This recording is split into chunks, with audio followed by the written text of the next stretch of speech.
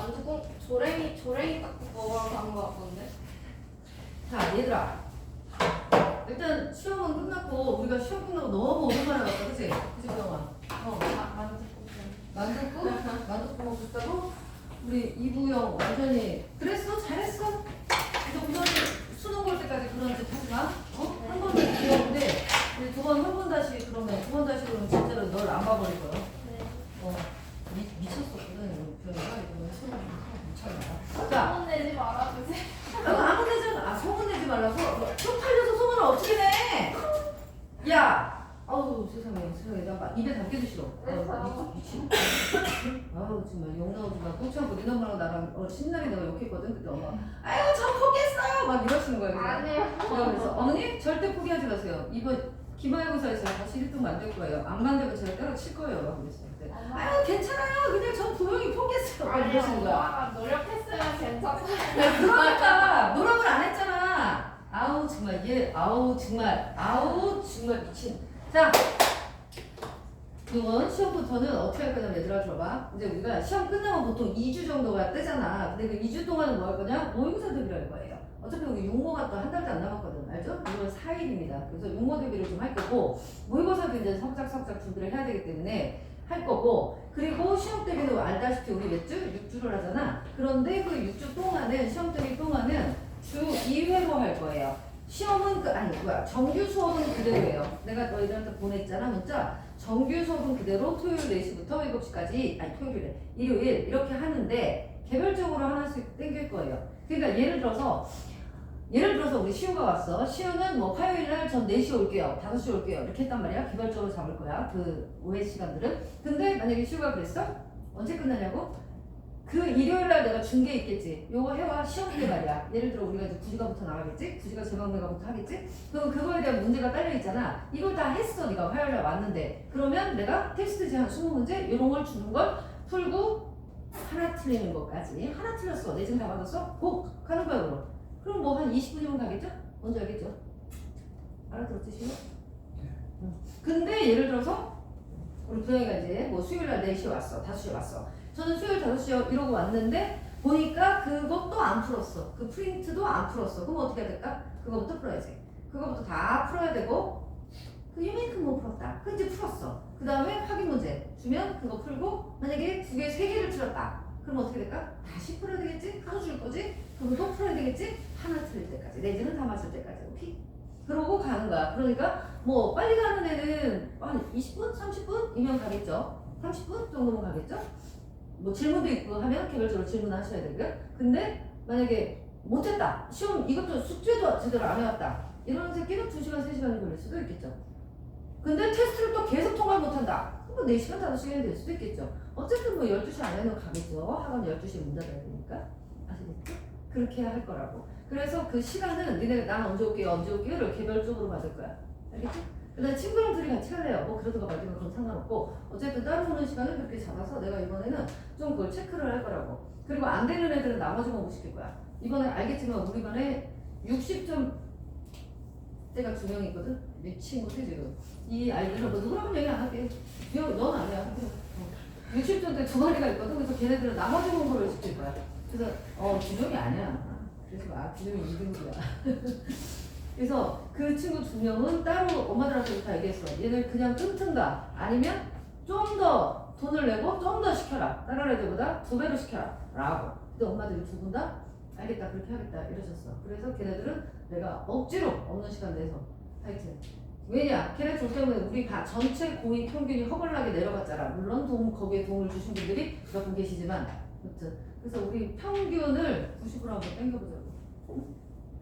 이번에는 뭐라고? 고전이잖아. 이번에 이제 시험이 고전이거든? 아싸! 내가 얘기했다. 나 고전문학 전공이라고? 너번 얘기했지? 이번엔 내가 죽여버릴 것이야. 알겠지? 못 외우면 니네 대가리에다 새겨서라도 내가 이번에 다 점수 올려놓을 거야. 쪽팔리게 씨. 앞에 우리 7자 같은 거 달지 말라고. 응? 알았지? 80인 줄 알았는데 77.7인 시험아. 알겠지? 자, 그래서 오늘은 모의고사를 한번 해볼 건데 얘들아 2학년 걸 내가 안 뽑아놓은 게 아니야. 보여줄 수도 있어. 다 뽑아놨어. 근데 이걸 지금 딱 주면 이것들이 점수가 또 거지같이 나오겠지 싶어서 1학년 거 이번 주는 나 지금 뽑은 거야 이거. 진짜야.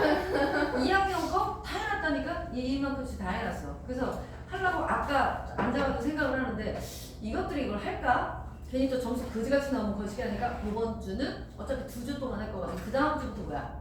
시험 대비잖아 우리. 아는 거니? 아는 거니? 다음 주부터 우리 시험 대비거든. 그래서 요번 주에 1학년 걸 하고 다음 주에 2학년 걸 하고 이렇게 실전으로 한번 해볼 거야. 그러니까 모의고사 특강 같은 걸 해본 사람이 있는지 모르겠지만 어쨌든 요걸 한번 들어보라고. 지문만 좀 쉬운 거야. 지문만 쉽게 패턴은 니네 거랑 똑같은 거잖아. 알겠지? 자, 일단 보여주고요.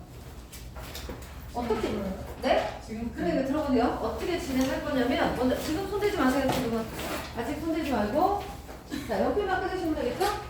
손도 안 되는 거 준비도 필요 없고 자 봐봐야 되라.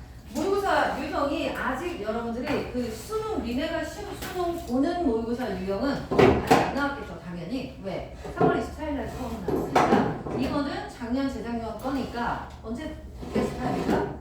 그 이전 스타일, 물론 고3 스타일이 아니라 니네 건 니네 거예요. 그래서 문법까지 다 나와 있거든. 그래서 요걸 할 건데 자 이 표정들을 보라. 문법? 맞아 나 다 잊어버렸는데 쉽죠?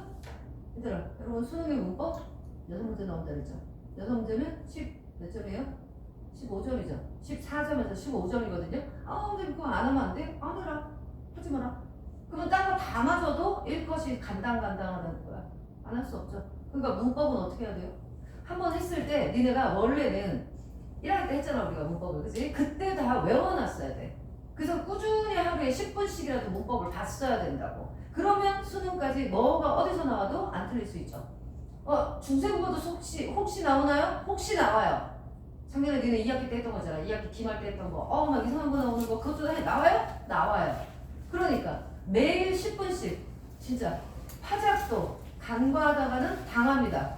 파작도 꽤 많이 나온단 말이야. 10문제 정도 나오고 7문제 나오잖아요. 여기는 10문제지만 7문제 나오거든요. 여러분 수능에. 근데 파작도 어떻게? 이건 그냥 하면 되는 거 아닌가? 그냥 하다가 한두 개 틀리는 거예요. 근데 그 한두 개가 가랑비에 속아줬는 거예요.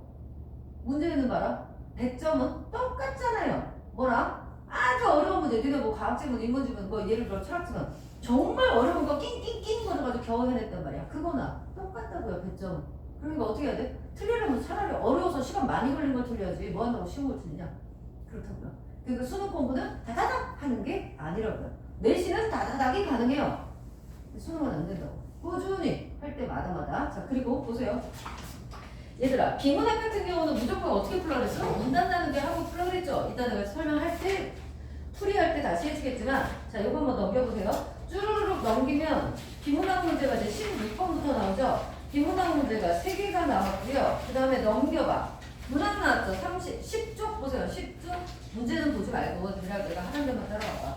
10쪽 보면 비문학이 나왔잖아. 문학이 나왔잖아. 이런 거 풀 때는 뭐부터 보라고? 그쵸? 보기부터 잊어버리지 마. 선생님 그럼 비문학은 보기부터 보지 마? 하면 보기부터 봐봐야 뭐가 나오는데 거기? 오히려 응용 문제가 나오기 때문에 더 헷갈릴 수 있어요. 그러니까 비문학은 보기부터 보는 게 아니에요. 그럼 뭐부터? 지문 보는 건데 자 이것도 보세요. 비문학 우리가 흔히 독서라고 하는 건데 봐봐 이것도 요령을 알려드릴게요.